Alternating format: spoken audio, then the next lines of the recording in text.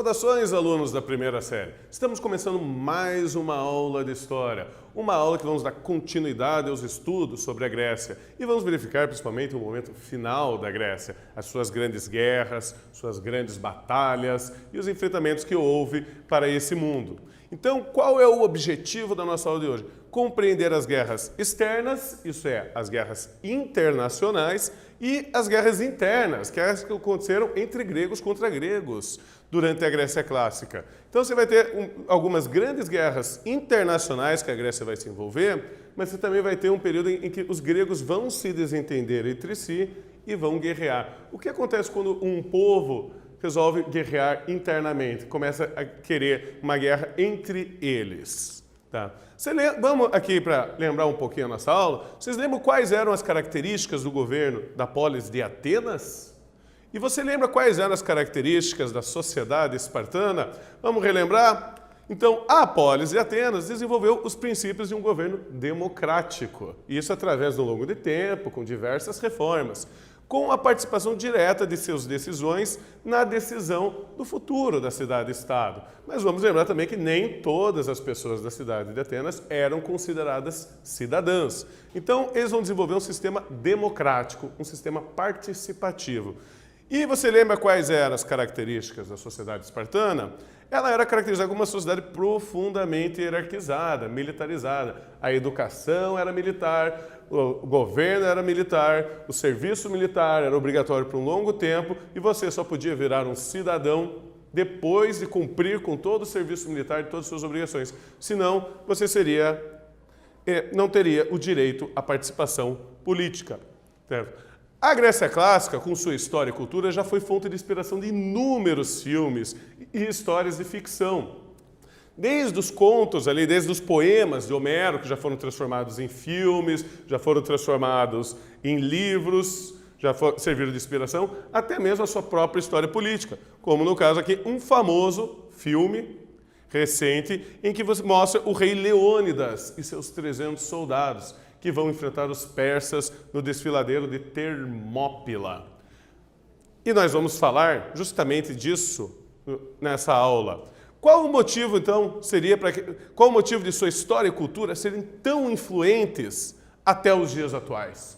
Quais motivos levaram os gregos a servirem de tanta inspiração para a indústria do entretenimento nos dias atuais? Bom, vamos lembrar aqui que a cultura grega foi ricamente registrada através de contos, histórias, dos seus livros, seus filósofos, seus pensadores, e foi amplamente aceita e divulgada pelo Império Romano.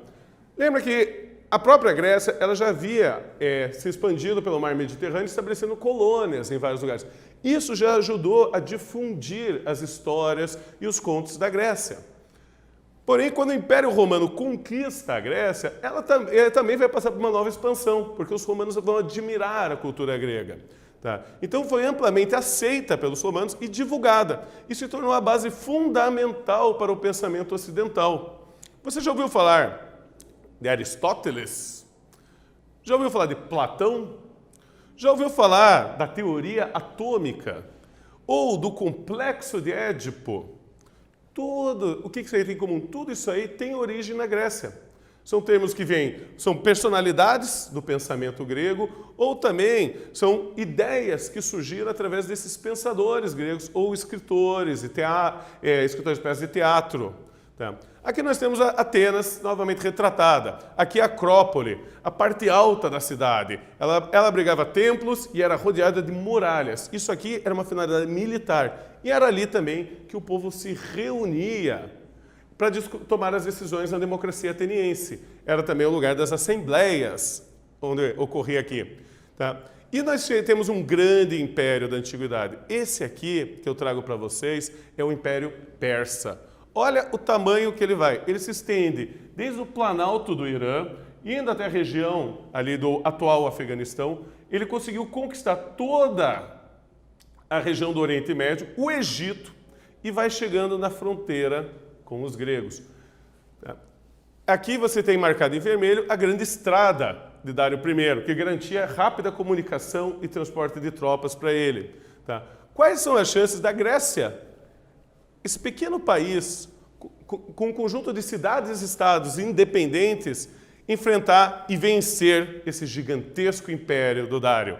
Essa aí é uma grande guerra que vai acontecer, chamada Guerras Médicas.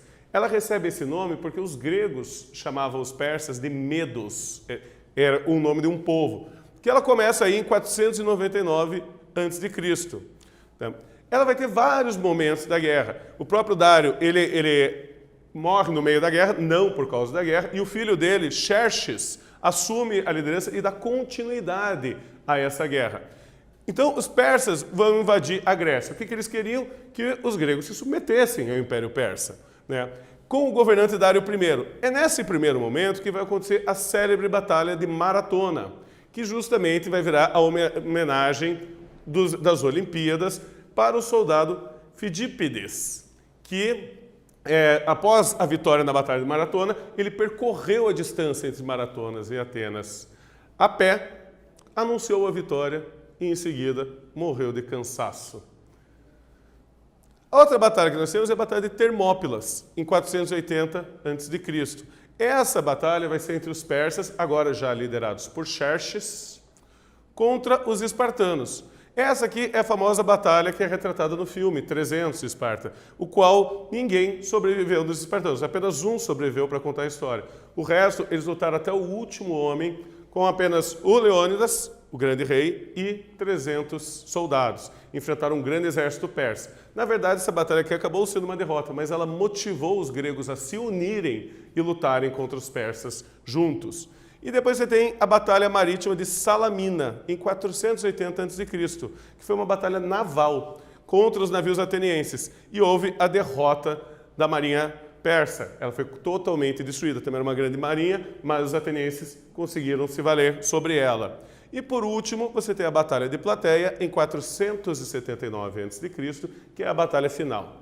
É quando Xerxes percebe que ele não consegue conquistar os gregos, que ele não consegue sair vitorioso, e ele recolhe suas tropas de volta para o seu império. Então, a Guerra Médicas acabou com uma grande vitória da Grécia. Mas quais foram as consequências dela para a Grécia?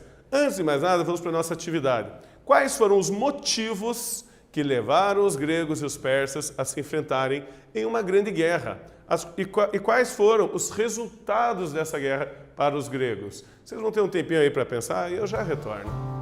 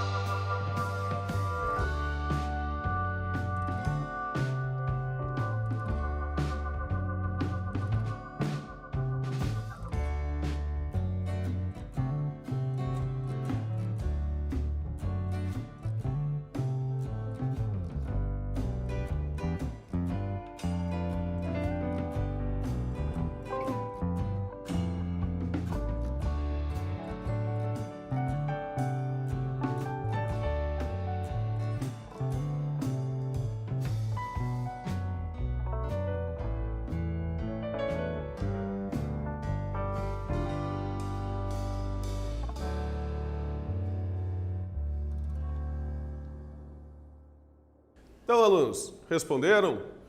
Então, quais foram os motivos que levaram à guerra e quais foram os resultados dessa guerra? Bom, o principal motivo foi a ambição do rei Dário I pela conquista de novas terras. Porém, essa guerra levou a uma união temporária das cidades gregas. Lembra que eles não tinham muita união, a união deles era mais cultural. Mas aqui eles vão se unir numa grande aliança militar contra os persas e que vai levar à derrota dos persas. Mas o que ficou depois? Agora os gregos se uniram e conseguiram vencer uma grande guerra. Como ficou a Grécia depois disso? Bom, Atenas vai convencer várias cidades de que era necessário fazer uma nova aliança para manter aí um fluxo de dinheiro e soldados, justamente para proteger caso os persas voltassem, caso os persas retornassem. Essa aliança vai ser chamada de Liga de Delos.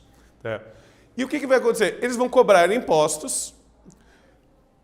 Atenas vai alegar que esses impostos seriam para comprar recursos militares, para contratar soldados, aí por exemplo. Mas, na verdade, o que Atenas fez foi embelezar Atenas. Construiu vários monumentos, estátuas, aprimorou a sua democracia, ele usou dinheiro para outros fins. Só que ele passou a tiranizar as outras cidades. Quando as cidades tentavam sair, Atenas daí invadia. E passou, então, a exercer uma grande influência e fazer quase que um imperialismo ateniense na região. Então, você vai ter, como está aqui nesse mapa, as cidades em amarelo vão ser as cidades relacionadas a Atenas, a Liga de Delos. Isso aí vai passar a incomodar muito os espartanos. E os espartanos vão ficar com medo do crescimento da influência e do poder de Atenas. Qual é a solução que os espartanos vão encontrar? A criação da sua própria aliança, a Liga do Peloponeso, localizada aqui, marcada em vermelho aqui no mapa. Então você vai ter uma divisão novamente da Grécia. Em um lado, a Liga de Delos, com Atenas, e no outro lado, a Liga do Peloponeso, com Esparta. Isso vai acabar resultando numa gigantesca guerra entre essas duas alianças. Tá? Então, a rivalidade entre Esparta e Atenas levou as duas polis à guerra. Essa guerra dura de 431 a.C. a 404 a.C. Nisso aí, os espartanos sempre foram bons soldados, eles têm sua grande fama, eles conseguem vencer a Liga de Delos, eles conseguem derrotar Atenas, eles acabam com a democracia ateniense, inclusive, impondo um novo governo. Mas não durou muito tempo, porque outra cidade, Tebas, aproveitou que as duas estavam fragilizadas e foi para o combate e ganhou de Esparta também. Tá? Com isso, com toda essa guerra acontecendo, a Grécia se enfraqueceu muito, se dividiu demais, se enfraqueceu, já estava cansada da guerra. Com isso, um povo que morava mais ao norte, que não era exatamente grego, que são os macedônios, vão ver aquilo ali como uma grande chance. E em 323, Filipe II, rei da Macedônia, invade todo o território macedônico. Agora acabou a Grécia Clássica, agora é o período macedônico, onde vai ser construído o chamado Império Helênico. Tá?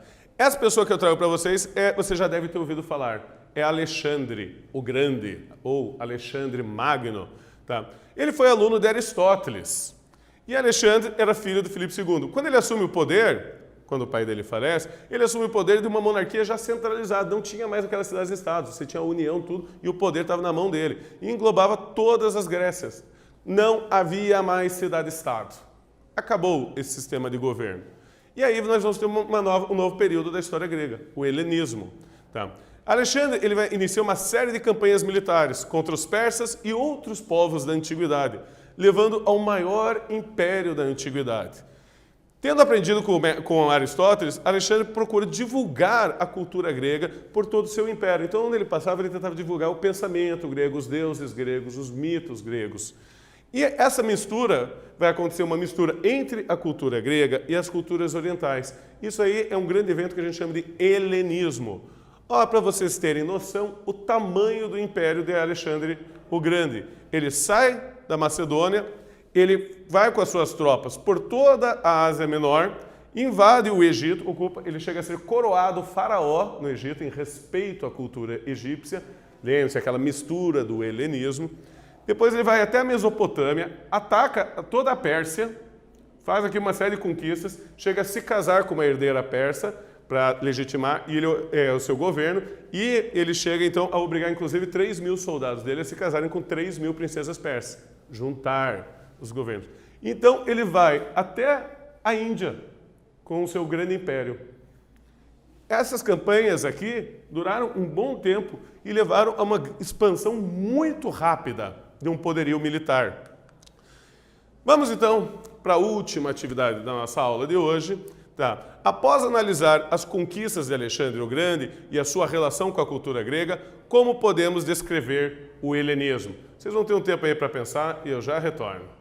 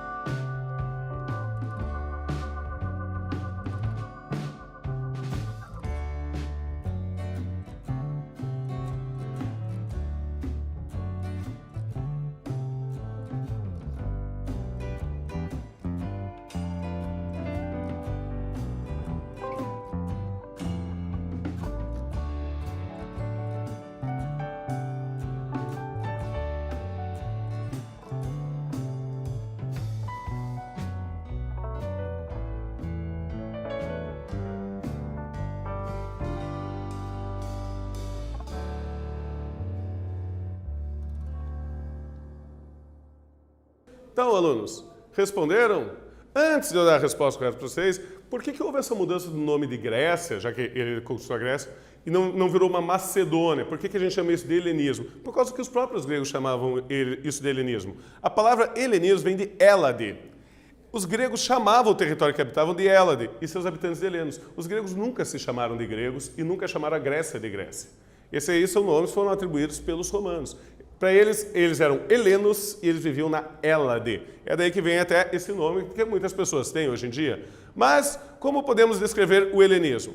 O helenismo foi um processo de expansão e de divulgação da cultura grega, mesmo com certas adaptações às culturas orientais dos povos conquistados por Alexandre. Então, vai ter a divulgação da cultura grega, vai se espalhar para o Oriente, mas você tem ainda uma adaptação com as outras culturas orientais. Como eu expliquei para vocês, que Alexandre foi coroado faraó no Egito. Inclusive, a última família de faraós do Egito, que termina com a faraó Cleópatra, ela era de origem grega, era descendente desse período, não era de origem egípcia. Mas então, o que nós vimos na aula de hoje? As guerras médicas e a guerra do Peloponeso trouxeram várias consequências para a sociedade grega. E também a expansão da cultura grega através das conquistas de Alexandre, que levou à formação da cultura helenística. Agradeço a todos por terem assistido mais essa aula. Até a próxima!